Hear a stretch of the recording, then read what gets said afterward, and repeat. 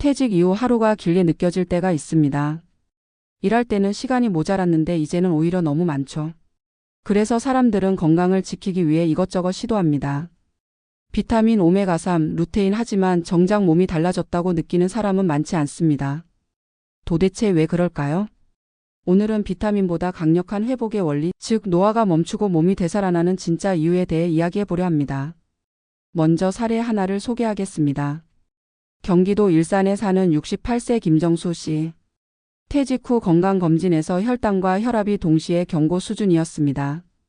그는 약을 복용하면서도 비타민을 종류별로 챙겨 먹었습니다. 하루에 알약이 10개가 넘었죠. 하지만 1년이 지나도 몸은 좋아지지 않았습니다. 오히려 피로감은 더 심해지고 수면의 질도 떨어졌습니다. 그가 바꾼 건 단 한 가지였습니다. 몸을 움직이는 방식이었습니다. 김 씨는 아침마다 1시간씩 걷던 습관을 버리고 10분씩 하루에 3번 몸을 움직이기 시작했습니다. 그는 말했습니다. 운동량을 늘린 게 아니라 리듬을 바꾼 거예요. 놀랍게도 3달 만에 혈당이 내려가고 오랫동안 무겁던 몸이 가벼워졌습니다. 그가 찾은 건 보충제가 아니라 순환의 원리였습니다. 인체는 끊임없이 순환으로 젊음을 유지합니다. 피가 돌고 림프가 돌고 근육이 이완과 수축을 반복하면서 세포에 신호를 보냅니다. 이 순환이 멈추는 순간 노화가 시작됩니다. 우리가 늙는 이유는 세포가 나이를 먹어서가 아니라 세포 간의 소통이 끊기기 때문입니다. 즉 젊음의 핵심은 화학이 아니라 리듬입니다. 서울대 노화의학 연구팀의 실험에서도 흥미로운 결과가 나왔습니다. 같은 식단과 같은 수면 시간을 유지한 두 그룹 중 하루 30분 단위로 움직이는 습관을 가진 그룹이 비타민 보충제를 복용한 그룹보다 대사 기능이 1.8배 더 높았다는 것입니다. 그 이유는 간단합니다. 움직임이 곧 혈액순환을 자극하고 혈액이 산소와 영양분을 세포 구석구석 전달하기 때문입니다. 즉 젊음은 알약 속에 들어있는 게 아니라 몸이 스스로 돌고 있는가에 달려 있습니다. 전문가들은 이런 현상을 자기 회복 루프 셀프 마이너스 리커버리 루프라고 부릅니다. 몸은 스스로 회복할 능력이 있는데 문제는 우리가 그 루프를 끊어버렸다는 거죠. 퇴직 후 앉아있는 시간이 하루 10시간을 넘는다는 조사 결과가 있습니다.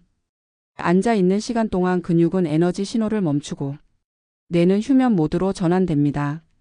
이 상태가 지속되면 근육이 줄고 인슐린 저항성이 높아지고 기억력까지 떨어집니다. 하지만 매일 10분이라도 몸을 다시 깨우는 시간을 만들면 이 루프가 다시 작동하기 시작합니다. 그 대표적인 예가 바로 전남 순천의 72세 이순자 씨입니다.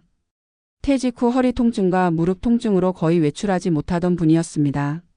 그녀가 회복의 전환점을 맞은 건 아침 10분 루틴 때문이었습니다. 눈을 뜨자마자 햇볕이 드는 창가에 서서 천천히 어깨를 돌리고 손끝부터 발끝까지 기운을 느끼는 스트레칭을 했습니다.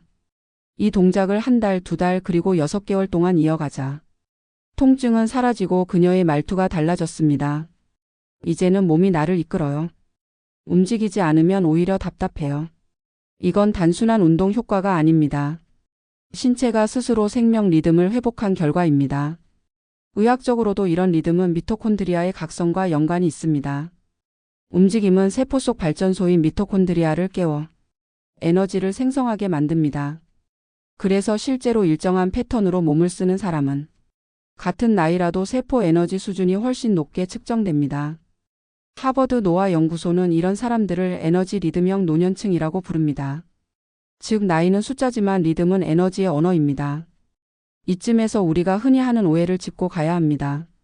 많은 은퇴자들이 건강을 보충의 개념으로 접근합니다. 먹는 걸로 채우고 피로를 덮고 시간을 견디려 합니다. 하지만 진짜 건강은 순환의 개념입니다. 비타민은 외부에서 넣는 연료일 뿐 몸이 스스로 움직이지 않으면 그 연료는 쌓여서 독이 되기도 합니다. 젊음을 유지하는 건 영양제가 아니라 몸의 리듬이 돌아가는가 하는 문제입니다. 실제로 노화를 늦추는데 가장 효과적인 3가지 리듬은 이렇습니다. 첫째, 짧고 자주 움직이는 리듬. 둘째, 햇볕과 함께 깨어나는 리듬. 셋째, 하루를 마무리하는 호흡의 리듬. 이 3가지는 모두 호르몬과 신경계를 조율합니다. 코르티솔, 세로토닌, 멜라토닌이 리듬 속에서 균형을 맞추면 몸은 피로 대신 회복을 선택합니다. 결국 노화의 반대말은 회춘이 아니라 순환입니다. 순환이 멈추면 세포는 시들고 마음도 다칩니다. 하지만 리듬이 되살아나면 몸이 먼저 반응합니다. 걸음이 가벼워지고 표정이 밝아지고 잠이 달라집니다. 그리고 놀랍게도 그 리듬은 누구나 다시 만들 수 있습니다. 비타민보다 강력한 건 바로 몸이 스스로 되살아나는 이 리듬의 법칙입니다. 우리는 살아오면서 보충에 익숙했습니다. 결핍을 채워야 한다고 배워왔죠. 하지만 인생의 후반부에 필요한 건 채움이 아니라 흐름입니다. 하루에 단 10분이라도 스스로의 리듬을 되찾는다면 그것이 바로 젊음을 되살리는 가장 확실한 시작입니다. 몸은 늘 우리보다 먼저 알고 있습니다. 움직이라는 신호, 느리게 숨쉬라는 신호. 그 신호를 다시 들을 때 비타민보다 강력한 회복이 시작됩니다. 퇴직 후 하루가 길어졌다고 느껴본 적 있으신가요? 일할 때는 시간이 모자라서 늘 쫓기듯 살았는데 이제는 오히려 시간이 너무 많아 무엇을 해야 할지 모를 때가 있습니다. 그래서 많은 분들이 건강을 지키기 위해 다양한 방법을 시도합니다. 비타민을 챙겨 먹고 영양제를 늘리고 유명한 건강 루틴을 따라 해보기도 하죠. 그런데 이상하게도 몸이 달라지는 느낌은 잘 오지 않습니다. 오히려 예전보다 피로가 더 쌓이고 잠도 깊이 들지 못하고 기운이 떨어지는 걸 느낍니다. 왜 그럴까요? 우리가 몸에 필요한 영양소는 충분히 채우고 있는데도 왜 회복은 더딜까요? 그 이유는 단순합니다. 우리는 보충만 하고 순환을 잊었기 때문입니다. 인체는 살아있는 동안 끊임없이 순환합니다. 피가 돌고 림프가 돌고 근육이 수축과 이완을 반복하며 세포 간의 신호를 이어줍니다. 이 순환이 멈추는 순간 몸은 노화를 선택합니다. 세포가 늙어서가 아니라 세포들끼리의 소통이 끊어지기 때문이죠. 결국 젊음은 화학이 아니라 리듬의 문제입니다. 경기도 일산에 사는 68세 김정수 씨의 이야기가 그 대표적인 사례입니다. 김 씨는 은퇴 직후 건강검진에서 혈압과 혈당이 동시에 경고 수준에 올랐습니다. 의사는 약 복용과 함께 꾸준한 운동을 권했지만 그는 약 대신 비타민을 늘렸습니다. 하루에 10가지가 넘는 영양제를 챙겨 먹었죠. 오메가3, 마그네슘, 루테인, 코엔자임, 비타민 D까지. 그는 몸을 위해 할 수 있는 건 다 한다고 말했습니다. 하지만 1년 후 결과는 달라지지 않았습니다. 피로감은 더 심해지고 수면의 질은 떨어졌습니다. 그러던 어느 날 동네 보건소 운동 프로그램에서 짧고 자주 움직이기 실험에 참여하게 됩니다. 아침 10분, 점심 후 10분, 저녁 10분 이렇게 하루 3번 몸을 움직이는 루틴이었죠. 처음엔 시큰둥했지만 한 달, 2달이 지나면서 몸의 반응이 달라졌습니다. 손끝의 혈류가 따뜻해지고 몸이 뻣뻣하던 아침이 부드러워졌습니다. 3달이 지나자 혈당이 정상 범위로 내려왔고 무엇보다 몸이 다시 돌아가는 느낌을 받았습니다. 그는 말했습니다. 운동량을 늘린 게 아니라 리듬을 바꿨을 뿐이에요. 이 단순한 변화는 사실 의학적으로도 중요한 의미가 있습니다. 서울대 노화의학 연구팀은 동일한 식단과 수면 시간을 유지한 두 그룹을 대상으로 실험을 진행했습니다. 한쪽은 하루 한 번 60분씩 운동하고 다른 쪽은 하루 3번 20분씩 짧게 움직였습니다. 결과는 예상 밖이었습니다. 짧게 자주 움직인 그룹의 대사 기능이 1.8배 높게 나타났습니다. 이유는 간단했습니다. 운동이 아니라 순환이 차이를 만든 것입니다. 우리 몸은 한 번의 큰 자극보다 일정한 리듬의 자극에 반응합니다. 혈액이 돌고 산소가 세포 구석구석 공급되며 미토콘드리아가 깨어나 에너지를 생산하기 시작합니다. 그 과정에서 세포가 스스로 회복하는 자기 재생 루프가 작동합니다. 전문가들은 이것을 자기 회복 루프 셀프 마이너스 리커버리 루프라고 부릅니다. 몸은 스스로 회복할 능력이 있는데 문제는 우리가 그 루프를 끊어버렸다는 겁니다. 퇴직 후 앉아있는 시간이 하루 10시간을 넘는다는 조사 결과가 있습니다. 그 시간 동안 근육은 신호를 멈추고 뇌는 휴면 모드로 전환됩니다. 이때 순환이 멈추면 근육은 약해지고 인슐린 저항성이 증가하며 기억력마저 떨어집니다. 하지만 하루 10분이라도 몸을 깨우는 시간을 가지면 이 루프가 다시 작동합니다. 전남 순천의 72세 이순자 씨의 변화도 흥미롭습니다.